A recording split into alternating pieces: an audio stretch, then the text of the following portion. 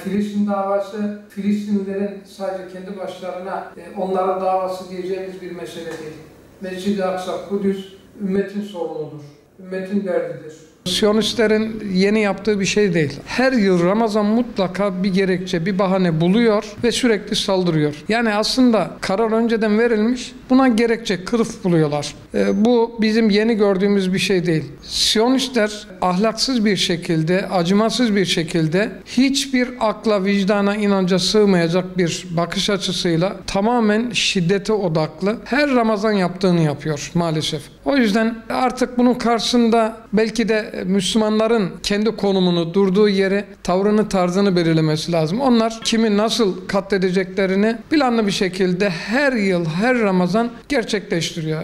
Burada artık önemli olan onlardan ziyade bizim ne yapacağımız, yani Müslümanların ne yapacağıdır. İsa suresi 1. ayette. Çevresi mübarek kılınmış buranın. Bizim için ilk kıble, ilk kutsalımız. Orada bizim İslam tarihine baktığımızda bir değer var. Allah oraya İsra suresinde işaret ediyor, bir de artık şehit kanlarıyla sulanmış bu bölge. Ve sürekli biz şehit veriyoruz Müslümanlar olarak. Hatırlarsanız Mavi Marmara gemisiyle yine Türkiye olarak 10 küsur şehit verdik bu topraklar için. Dolayısıyla bizim için bir taş, toprak ya da cami, mescit meselesi değil. Ya buraya Allah işaret etmiş. Eğer Allah işaret etmişse bizim için kutsaldır, mübarektir, baş göz üstünedir. Haksızlık karşısında susan dilsiz şeytandır. Yani bugün burada bir zulüm var, işkence var, toprak gaspı var. Dolayısıyla burada bir tavır geliştirmek gerekiyor. Ya kınamayla olmuyor. Herkes kınıyor. Ne oluyor sonuç? Onlar bildiğini okuyor. Neden? Çünkü onlar öldürmeye odaklı. Onlar gaspa.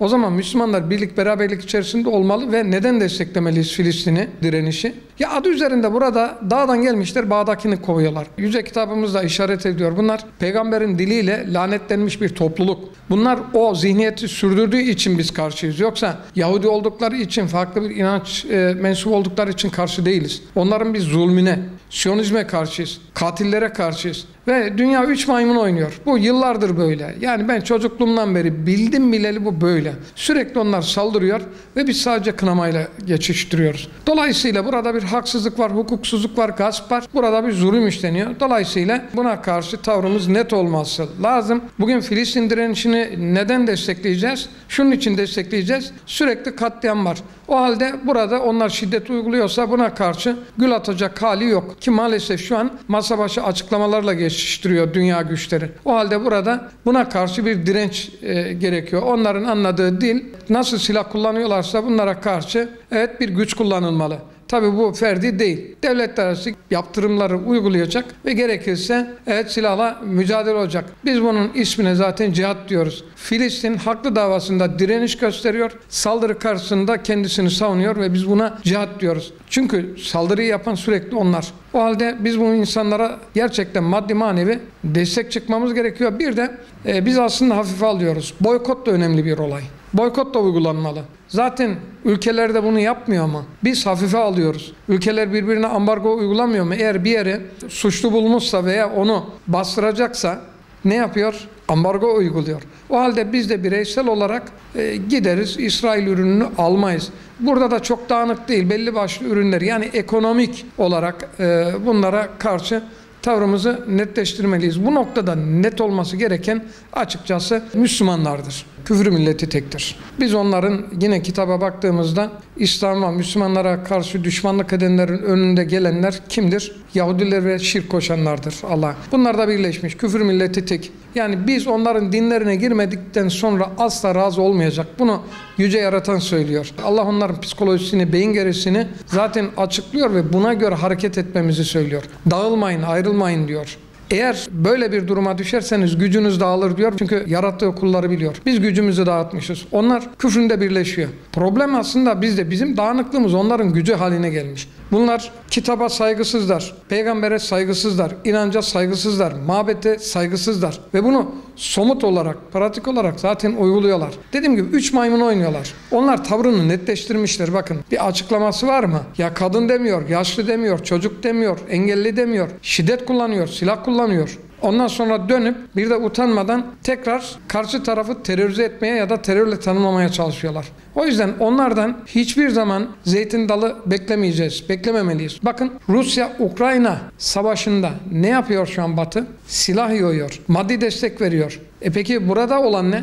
Dağdan geldi, bağdakini kovuyor, sürekli işgal ediyor. Evlerine el koyuyorlar, yıkıyorlar. Sivilleri bile tahrik ediyor. Bırakın askeri bir kavga da yok. Sivilleri bile işin içinde Yahudilerin. Sürekli tahrik ediyorlar. Sürekli saldırıyorlar. Yani kadınlara saldırıyorlar, çocuklara saldırıyorlar, yaşlara saldırıyorlar. Evlerine giriyorlar, mallarını gasp ediyorlar. Bunları kamuoyunun göz önünde yapıyor. Haberlerde çıkıyor. Yani ben bilmiyorum diyemezler. Haberimiz yok diyemezler. Ama buraya en ufak bir yardım yok. İnsani yardım da yok. Ben Gazze'ye gitmiş, görmüş bir insan olarak söylüyorum. Elektrik akşam yok. Ticaret yok. Kendi doğduğu toprağa insanı sokmuyorlar. Ondan sonra özgürlükten bahsediyorlar. Suç ne? O yüzden Batı fikrini değiştirmeyecek. Onlar güçten anlıyor. Ne zaman Müslümanlar ülkeler bağlamında söylüyorum, birlik beraberlik içerisinde tavrını koyar ve yaptırıma başlarlar, o zaman durum bir şekilde artık değişmeye başlayacaktır. Bir camiye, bir mescide, bir ibadethaneye askeri operasyon yapmak normal midir? Evlerine girip onların evlerini başına yıkmak normal midir? Bunlara geriden bakmak normal midir? Bunları kınamayla geçiştirmek normal midir? Değildir. Hiçbiri normal değil. Aslında normal olan şu: eğer buraya artık insani yardımlar ulaştırılacaksa, insanlar ekonomiyi güçlendirme anlamında açılım yapacaksa, kapılar açılacaksa, evet bunlar normal.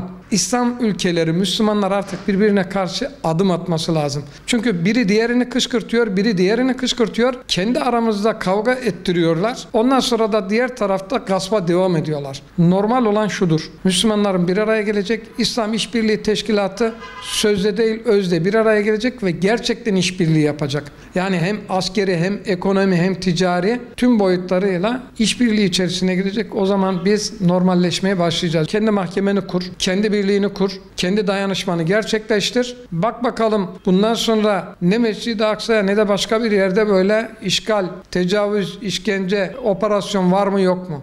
Yok, olmayacak, olamaz. Çünkü güç var ortada. Eğer toparlanırsak o normalleşme olacak. Yoksa şu an İsrail'in Filistin'e uyguladığı hiçbir şey normal değil. Böyle bir normalleşme olmaz. Kudüs bizim nazarımızda Filistin'in başkentidir. İsrail'de cehennemin dibidir. Bizim bakış açımız bu, çok net. Ve terör devletidir. Ama ne zaman biz mutlu olacağız? Kudüs gerçekten bizim olduğunda. Biz buradan tabii ki selamlıyoruz Filistin direnişini. Bu direnişe katkı veren tüm mümin kardeşlerimizi ellerinden öpüyoruz, alınlarından öpüyoruz, destekliyoruz. Allah yardımcıları olsun. Ramazan onlar için mübarek olsun. Bir Müslüman olarak onlara gıptayla bakıyorum. Ve dualarımızda her zaman yer veriyoruz. Çünkü gerçekten onurlu bir direniş ortaya koyuyorlar. Bütün zulme, bütün engellemeleri, bütün yasaklara, bütün kışkırtmalara rağmen, gözaltılara rağmen geri çekilmiyorlar. Tabii ki bu bir imtihan sürecidir. Biz duamız, temennimiz şu ki Allah-u Teala artık bundan sonraki süreçte onların imtihanlarını kolaylaştırsın. İsrail'in gücünü